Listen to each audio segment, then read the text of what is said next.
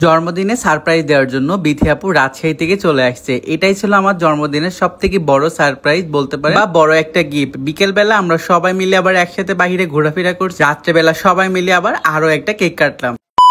আসসালামু আলাইকুম, সবাই কেমন আছেন? জন্মদিন চলে গেছে কিন্তু জন্মদিনের আমেজটা এখনো যায়নি। আমার জন্মদিন ছিল 13ই আগস্ট, আর সেই দিনই বিকেল বেলা বিথি আপু আমাকে সারপ্রাইজ দেওয়ার জন্য চলে আসে। আপু আমাকে সকালবেলা ফোন দিয়ে জন্মদিনে উইশ করে, ভাইয়াও উইশ করে, কিন্তু তারা যে আমার বাসায় আসবে এটা আমি কখনো কল্পনাও করতে পারি নাই। সত্যি কথা বলতে কি, এটা আমার জন্মদিনের বেস্ট একটা গিফট। সারা জীবন মনে থাকবে যে আমার জন্মদিনটাকে স্পেশাল করার জন্য আমার প্রিয় মানুষগুলো রাজশাহী থেকে চলে আসে। তারা আবার আমার জন্য আমার সব থেকে প্রিয় ক্যাটলিনের কেকও নিয়ে এসেছে। যাই হোক, আমরা ভীষণ খুশি। আর আপুরা অনেক বেশি খিদে লাগছিল, তাই দেরি না করে আমরা সোজা খাবার টেবিলে চলে। যেহেতু সবাইকে জন্মদিনে খিচুড়ি খাওয়ানো হয়েছিল, তাই আপুদেরকেও খিচুড়ি দিয়ে খাইতে দেওয়া হয়। খিচুড়ি খাওয়া দাওয়া শেষ করার পরে আমরা বাহিরে চলে আসি। আপু যে কেকটা নিয়ে এসেছে সেই কেকটা এখন আমরা সবাই মিলে একসাথে কাটি। আমার একটা সারপ্রাইজ ছিল, সেটা হলো আশা দিছিল, এন্ড সেকেন্ড সারপ্রাইজ বিথি আপু। সত্যি কথা বলতে এই যে প্রিয় মানুষগুলোর থেকে সারপ্রাইজ গুলো পাইতে আমার কাছে ভীষণ ভালো লাগছে, এন্ড তাদেরকে আল্লাহ অনেক হায়াত দিক বেঁচে থাকে, আর মাঝে মধ্যে যেন আমাদেরকে একটু সারপ্রাইজ দিতে পারে। আমার লাইফের বেস্ট বার্থডে ছিল এই বছরেরটা। বাকি ভিডিও শেয়ার করার আগে আপনাদের সাথে শেয়ার করতেছি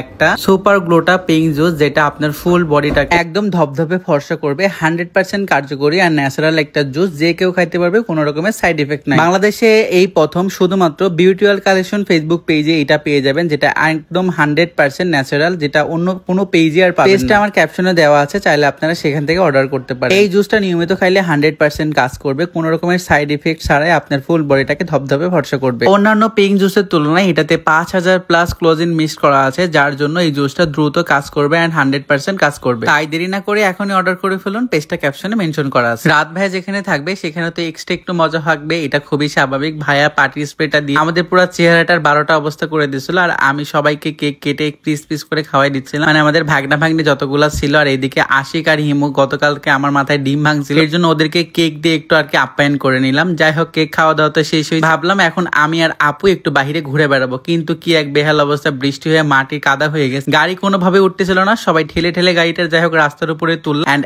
এখন আমি আর বিথি আপু MX-5 নিয়ে পুরো আমার এলাকাটা ঘুরে ঘুরে দেখি। এটা আমার কাছে ভীষণ ভালো লাগতেছিল, এন্ড আমার বার্থডের বেস্ট একটা গিফট ছিল এটা। আমি কখনো কল্পনাও করি নাই আপু আসবে, এন্ড আপু আমার এলাকাতে আমাকে নিয়ে তার MX-5 নিয়ে ঘুরে ঘুরে বেড়াবে। এটা আমার কাছে ভীষণ ভালো লাগছে। এন্ড আমরা ঘুরতে ঘুরতে আমরা চলে যাই হলো আমাদের পাশের গ্রামে, এন্ড এখানে যাওয়ার পরে দেখি আপুর এত পরিমাণে ফ্যান ফলোয়ার, আমাদের গাড়ি ঠেকাই রেখে সবাই মিলে ছবি তুলতেছিল, এন্ড এটা আমার কাছে ভীষণ ভালো লাগে। এটা আপনারা অলরেডি আপুর ব্লগে দেখেই ফেলছেন। এখন আমরা গাড়ি নিয়ে ঘুরতে ঘুরতে চলে যাবো ঈশ্বরদীতে, আর গাড়ি যেহেতু ছাদ খুলে আমরা গাড়ি চালাই, তাই ভাবলাম একটু দাঁড়া থেকে প্রাকৃতিক বাতাস খাই আর গাড়ি নিয়ে ঘুরি। আমার কাছে এইটা ভীষণ ভালো লাগতেছিল। ঈশ্বরদী থেকে আসতে আসতে আমাদের মোটামুটি রাত হয়ে যায়, এন্ড বাসায় এসে বড় একটা কেক অর্ডার করা ছিল আগে থেকে।